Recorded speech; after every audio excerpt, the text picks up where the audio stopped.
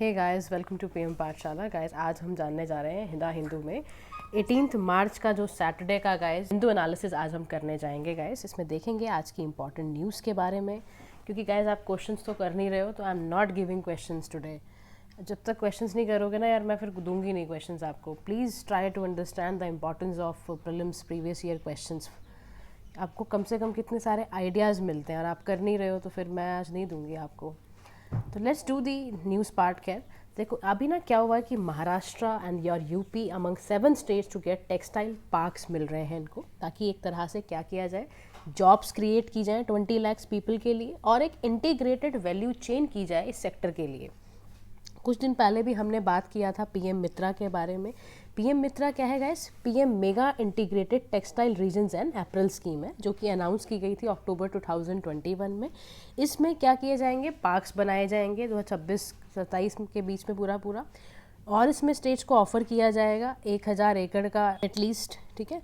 और साथ साथ इसमें spinning, weaving, processing, dyeing, printing, garment manufacturing, ये सब भी एक लोकेशन में दिया जाएगा, ताकि लॉजिस्टिक्स की कॉस्ट टेक्सटाइल इंडस्ट्री की कम हो और ग्लोबली हम कॉम्पिटिटिव बने। तो इसमें कई सारे सेलेक्ट किए गए हैं साइट, जैसे तमिलनाडु, तेलंगाना, कर्नाटका, गुजरात, मध्य प्रदेश, महाराष्ट्र, उत्तर प्रदेश, इनमें बनाए जा रहे हैं न्यू टेक्सटाइल।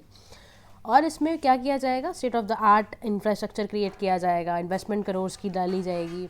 तो पीएम मित्रा बेसिकली मेगा जो टेक्सटाइल पार्क्स है, इसका मेन मुद्दा यही है गाइस कि टेक्सटाइल सेक्टर को इन लाइन लाना है, किसके साथ? 5F के साथ। What is 5F? Farm to fibre, fibre to factory, factory to fashion, fashion to foreign. You have to memorise this, ठीक है। तो टेक्सटाइल इंडस्ट्री गाइस बहुत अनऑर्गेनाइज हो गई थी, वेस्टेज बहुत ज़्यादा था, लॉजिस्टिकल कॉस्ट बहुत ज़्यादा बढ़ रही थी, इस वजह से ये सेक्टर बहुत हैम्पर हो रहा था। तो in order to recover this incomplete winner, हम ये काम करने जा रहे हैं। देखो, tiger helps uncover timber depots in Arunachal reserve. अब यहाँ ना एक नाम आया है, Namdapha national park and tiger reserve. Please याद रखना कि ये अरुणाचल प्रदेश में है।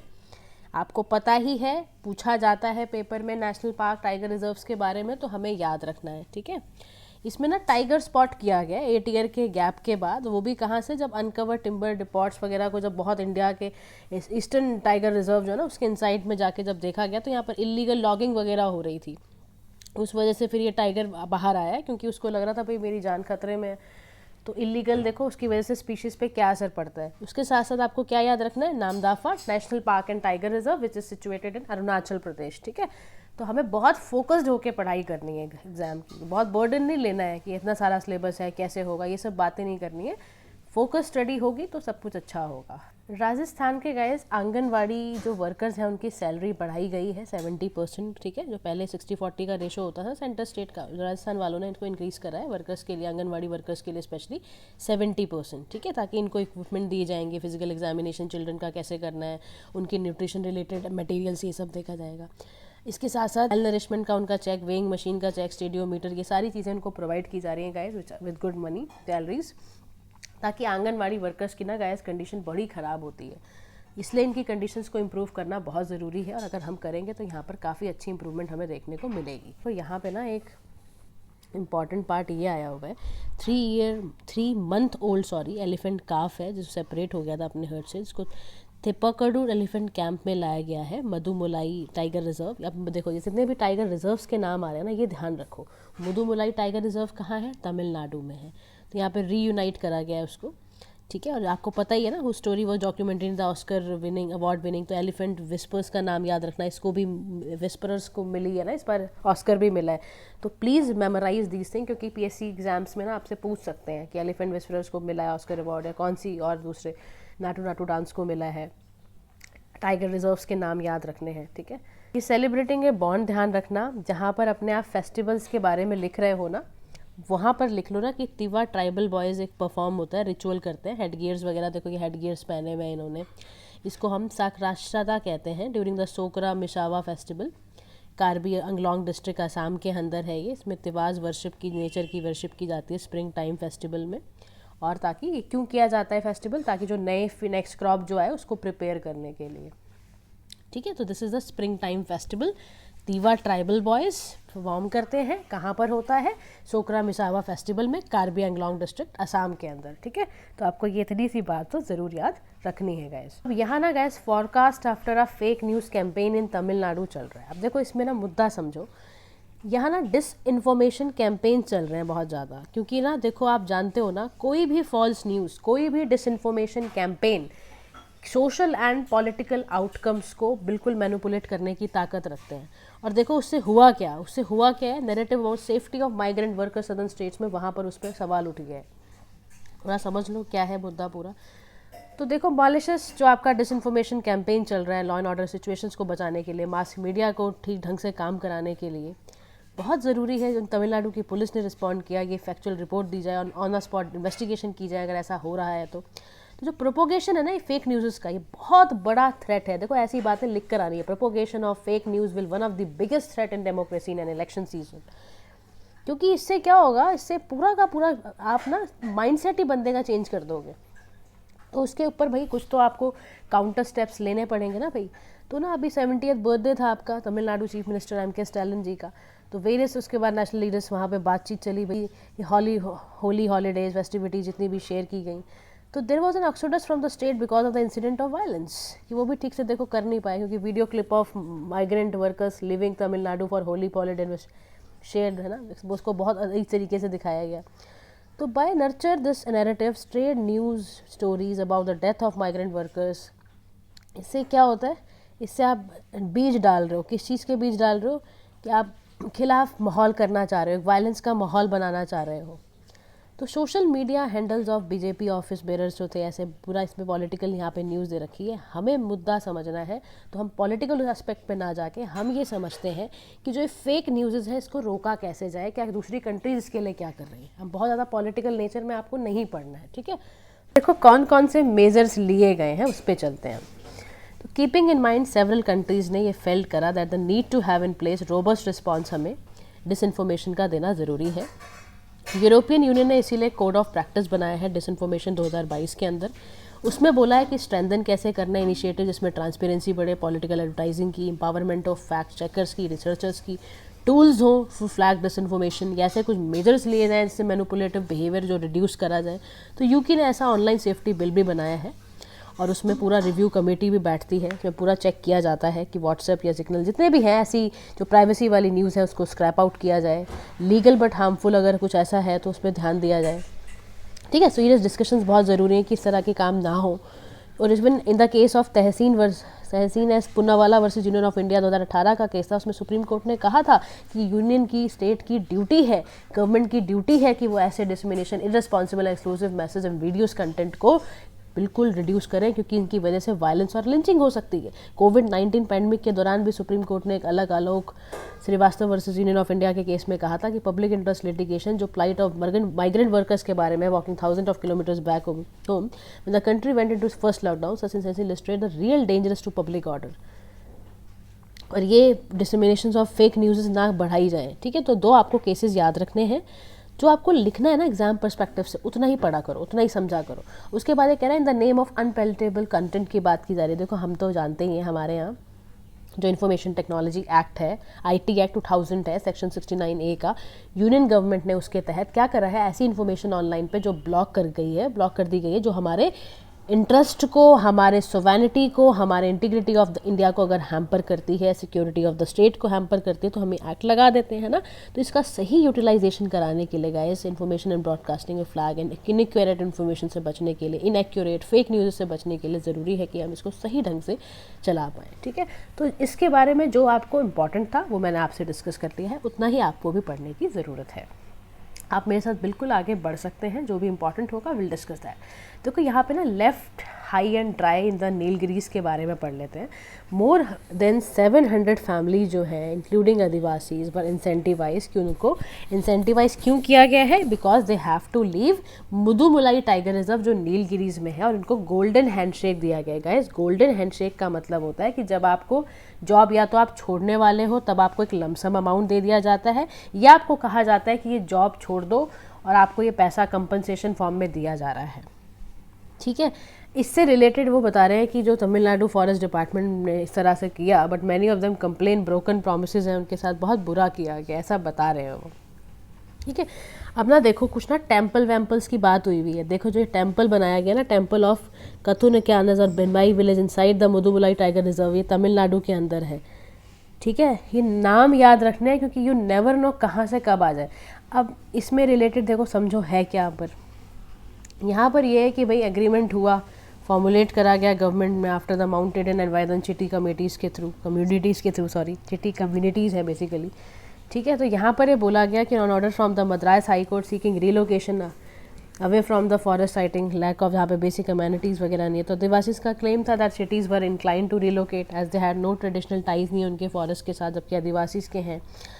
तो देवर आइदर कोर्स, यानी कि या तो फोर्सफुली जाना पड़ेगा या मूव करना पड़ेगा, या miss informed about the benefits of relocation. तो हैंडशेक उन्हें करवा दिया गया, गोल्डन हैंडशेक करा दिया गया। तो कह रहे हैं जितना भी मामला हुआ ना, उसमें ना जितने भी आपके आदिवासी थे उनको बड़ा चीट फील हो रहा है। चीट फील होने का कारण समझो क्यों हो रहा है। चीट फील होने का कारण ये है कि इनको ना प्रॉमिस किया गया था कि भाई आपको ना हम लैंड भी दे देंगे, ठीक है, हम आपको पूरा अच्छा कंपनसेशन भी देंगे, लेकिन ऐसा कुछ हुआ नहीं। कंपनसेशन जितना देना था दिया, और उन्होंने उसके बाद का जो प्रॉमिस था वो सब तोड़ दिए। तो 2 communities claim that they have been cheated by a few forest department staff, some landowners and middlemen. तो activists has been trying to ascertain कि भाई जो level of fraud commit हुआ है against the community members, वो एक बहुत बड़ा challenge है, difficult to gain the trust of the community। फिर तो आप खो दोगे। They are suspicious of outsiders, हमेशा से, तभी तो आदिवासी से आप मार डालते हैं। बाहर का जब कोई बंदा आता है तो आपके साथ चीट मत करो ना उनके साथ। पुअर क्वालिटी ऑफ लाइफ इनके साथ है। यहाँ पे ना बहुत ज़्यादा हैवी रेन होती थी, क्रॉप डैमेज हो जाती थी 1-1 लाख रुपए की, लोन वोन पेंशन कंपनसेशन वगैरह अगर अप्लाई करने जाते भी थे तो इनको मिलता नहीं था डॉक्यूमेंट्स की वजह से। तो ये सब प्रॉब्लम्स थी। फिर इन्होंने कहा चलो गोल्डन हैंडशेक ही कर देते हैं, लेकिन इससे कह रहे हैं उसके बावजूद भी करने के बाद भी इन्हें कोई फ़ायदा नहीं हुआ। तो इसीलिए जो को-फाउंडर है ना of action and community organisation accord rehabilitation and development, एक NGO है जो कि बेसिकली ट्राई कर रही है कि राइट ऑफ आदिवासी जो भी इस रीजन में इतने हैं इन गुडलूर ओवर 3 decades, तो जो भी इनके साथ ये फ्रॉड हुआ है रिलोकेशन प्रोसेस की वजह से, ठीक है, तो ये सब चेक किया गया।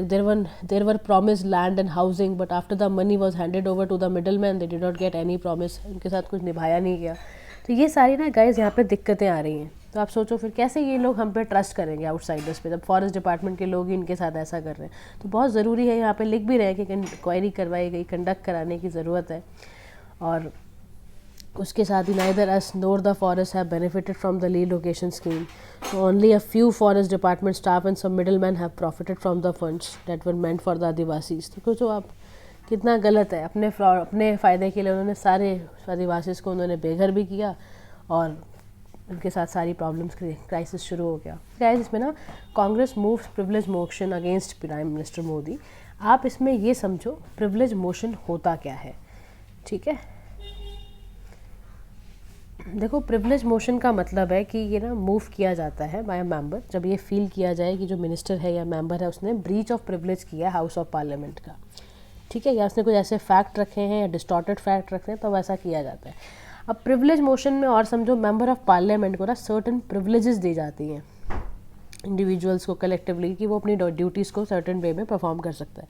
बट अगर मेंबर इसका डिसरिगार्ड करे या मिसयूज़ करे तो फिर उसको ब्रीच ऑफ प्रिविलेज कहा जाता है और उसको पार्लियामेंट्री लॉस के अकॉर्डिंग पनिशमेंट भी दी जाती है। अच्छा, क्या ये मोशन एप्लीकेबल दोनों मेंबर्स में होता है, राज्यसभा लोकसभा? हाँ जी बिल्कुल होता है। अगर मेंबर को नोटिस चला जाए तो जी बिल्कुल हो सकता है। रिसेंटली ये प्राइम मिनिस्टर मोदी जी को गया है फ्रॉम द अपोजिशन पार्टी, ठीक है, कांग्रेस की तरफ से गया है।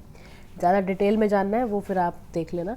अभी मेन आपके लिए जो इम्पोर्टेंट था वो यही था प्रिविलेज मोशन के बारे में कि प्रिविलेज मोशन होता क्या है, ठीक है। आपको अपने एग्जाम पर्सपेक्टिव के अकॉर्डिंग चलना है, बहुत ज़्यादा पॉलिटिकल चीज़ों में नहीं पढ़ना है। यहाँ पे दिया हुआ है कि इंडिया ना होस्ट कर रहा है African chief conclave field training exercise, Indian army के साथ हो रहा है ये, इसीलिए इसको FE इंडेक्स भी कहते हैं, F index, Africa India field training exercise कहते हैं। 21 से 30 मार्च के बीच में होगा अफ्रीकन चीफ कॉन्क्लेव, 28 मार्च इन पुणे।